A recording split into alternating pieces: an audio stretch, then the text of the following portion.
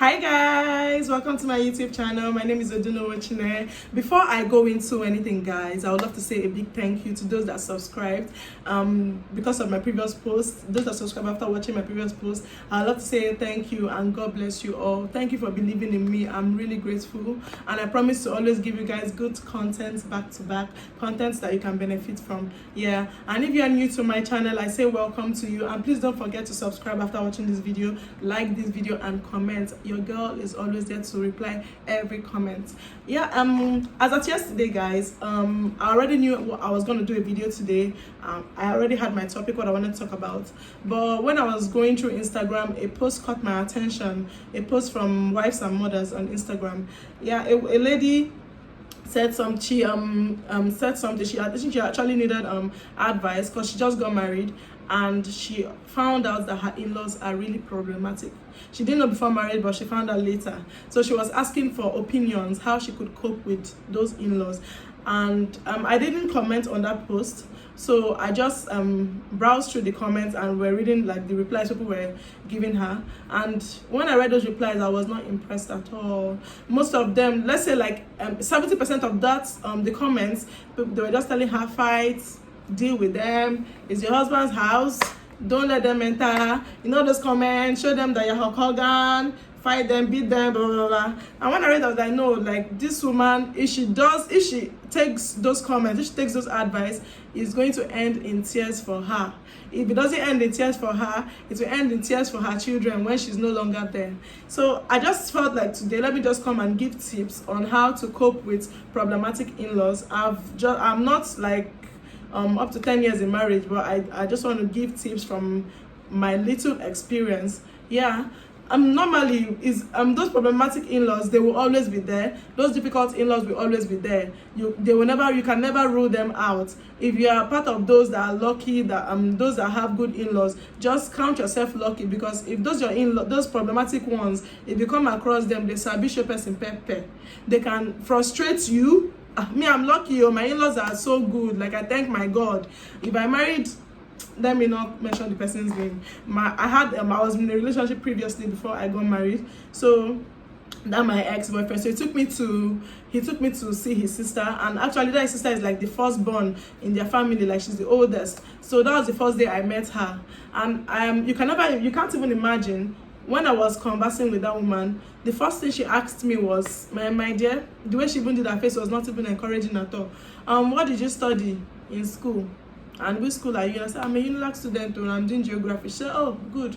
I thought you were doing DLI, because we don't want DLI in our house. So, when she said that one, I just cancelled the guy like this, that, me no fear. I've not even married your brother. You're already showing me your claws that you want to bite me. So I said, I can't even marry this one. So that was like a turn off for me, because I knew that if I ended up marrying that guy, I was going to regret that marriage, because that lady, or maybe more of her sisters that behave like her, they were going to frustrate me.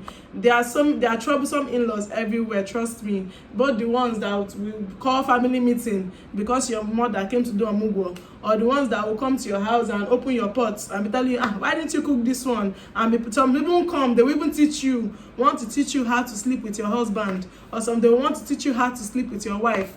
Is as bad as that. I've witnessed the one that the mother-in-law was like wanted to sleep in between her son and her daughter-in-law. Can you just imagine that? I witnessed that when I was growing up. This one, she just wanted to like enter the middle. This one should not let me speak bad English. God, man, she wanted to sleep in between.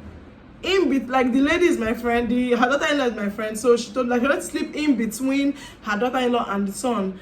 So you can imagine things like that, and that is just like little of what some women go through, or some men, because the bad in-laws are not just like from the man's side. They are also the ones that come from the female side too. The same way women deal with difficult in-laws are the same way men too are dealing with difficult in-laws. There are men that their in-laws are like tormenting them like day by day. But I just want to make something clear. Everything is not by fights. With ladies, I'm talking to ladies now. You don't have to fight all the time. like to get what you want or to get somebody to respect you. You don't have to fight all the time. These people, you have to deal with them tactically. You have to deal with them like with your sense. You have to use your head when you're like dealing with this kind of in-laws. You don't have to fight all the time, because when you fight, most times it's like somebody pinches you, and like what they know that you will pinch them back. When they pinch you, they know you will pinch them back. So that fight that you're giving them, that quarrel, is what they are expecting in return. Sometimes you have to make those people look foolish. That if I were in the shoes of, if I actually like have like bad in-laws, trust me, I will know how to handle them without even having to reduce myself like to be exchanging words with anybody or fighting. So that's for that. But let me just give you guys the tips. Number one, your spouse needs to know how to handle their parents. If you like your husband's mom comes to your home and insults you, your husband needs to know how to deal with his mom. Men, you don't have to sit down and watch your mom insult your wife. That happens a lot, because she's disrespecting your wife. That is your wife. Nobody needs to disrespect her. But most men, they sit down comfortably and watch their parents disrespect their wife. Same thing as women. You watch your dad or your mom insult your husband, which is wrong. Your husband doesn't have to deal with that. You are the one that will deal with your parents. And secondly, for those that go like always tell their parents everything. I didn't say like don't confide in your parents about your marital problems, but not everything. 3 is a crowd, like for real, 3 is a crowd. I've tried it before in my marriage and it did not work out. You don't have to tell people everything about your problems. The ones that you and your spouse can settle together, you guys should settle it like between yourselves.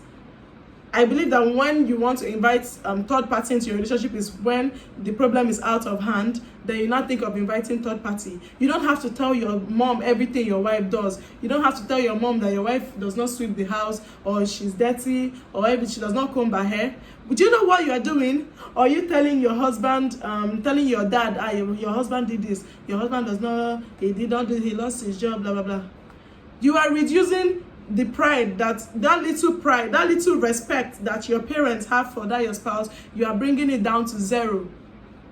That is it. Because if you're quarreling with your spouse, or you have a misunderstanding with your spouse and you involve your parents, fine, they will come in, they will settle it, but all those things you said, trust me, your parents will not forget it. His sisters will not forget your sisters won't forget what you told them about your husband, that your husband is this and is that.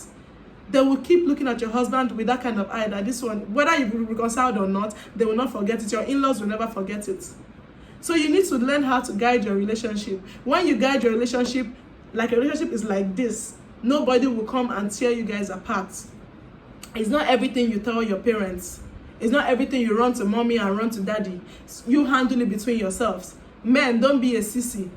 It's not everything you tell your mama, my wife did this. And when your mom comes and start insulting your wife, then you start running your mouth.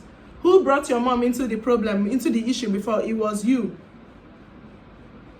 So that's that. Then your home, your rules. That's number 3, your home, your rules. When your in-laws come, you set your rules, set your boundaries. You make your in-laws realize that, look, this is my husband's room and nobody can enter. You don't need to say it in a rude manner, but you need to talk, you need to like pass the message politely that you can't come into my husband's room. My husband's room is off limits. Men, you tell your parents, you can't just go into my wife's room without knocking. You can't just barge into her room. That is her personal space.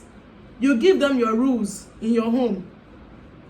And when you give them your rules, then when they try to flout those rules, then you take action. The action you need to take is not by fighting them, or you just, I believe everything, it doesn't have to be about fight. You know how to handle things maturely without it resulting in squabbles and all. Then number 4, sometimes you have to compromise. Understand what your in-laws to want. Look, let me tell you, you can't win every battle in this life. Okay, let me give an example now. Let me use myself as a case study. There was a time I and my husband, my sister-in-law actually lives in Abuja. So there was a time I and my husband traveled to Abuja. So she said, no, you don't need to sleep in a hotel, you guys. You guys just come over to my house, sleep in my house. So she's living alone. Her husband is not living with her, he's living in another state. So she's living alone and went over to her house to stay with her for the weekend. Do you believe that this lady cleared her room for us? She didn't sleep in her room for the 3 days we were there. I and my husband, we took over her room. Then she moved like to the guest room. Only few people will do that.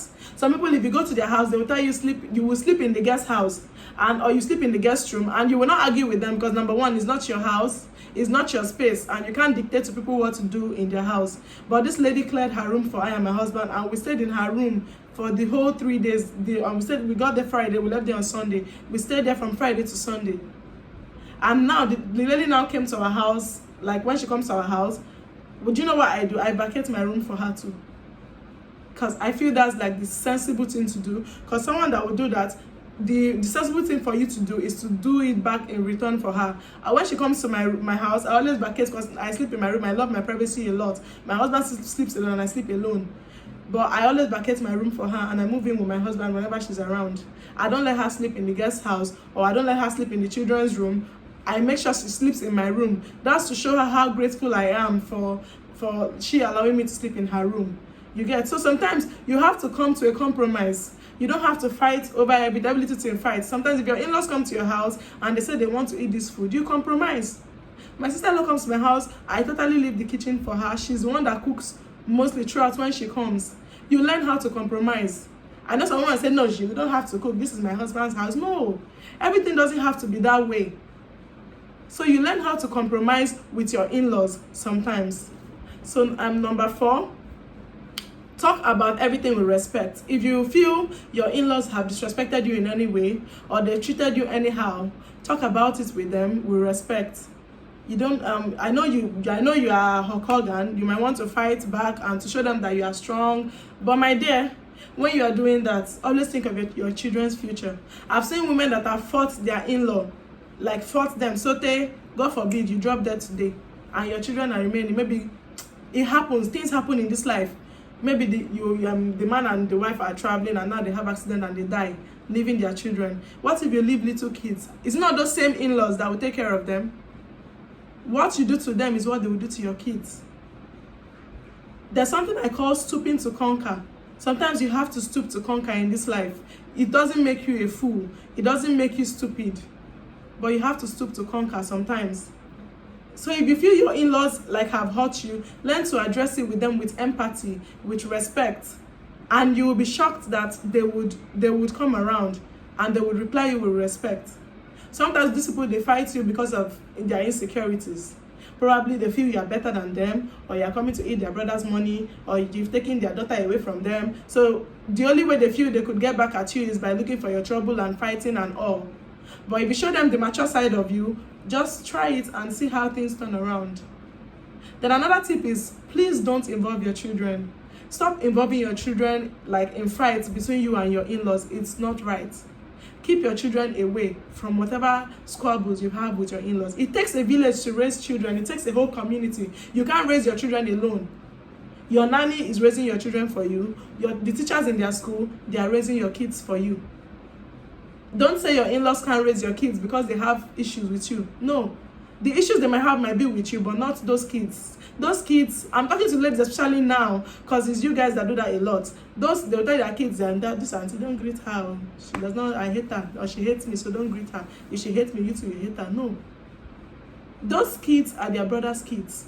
Except those in-laws are fighting your kids already. Like, you know, there are some that are really, really crazy. Those ones that like, they will pass the anger from the mother to the child, unless you notice something like that. But if they don't do that, don't tell your kids things like that. No. The only thing you can do is to be careful, but don't tell them you must hate auntie or you must hate uncle. No. Keep your children out of it.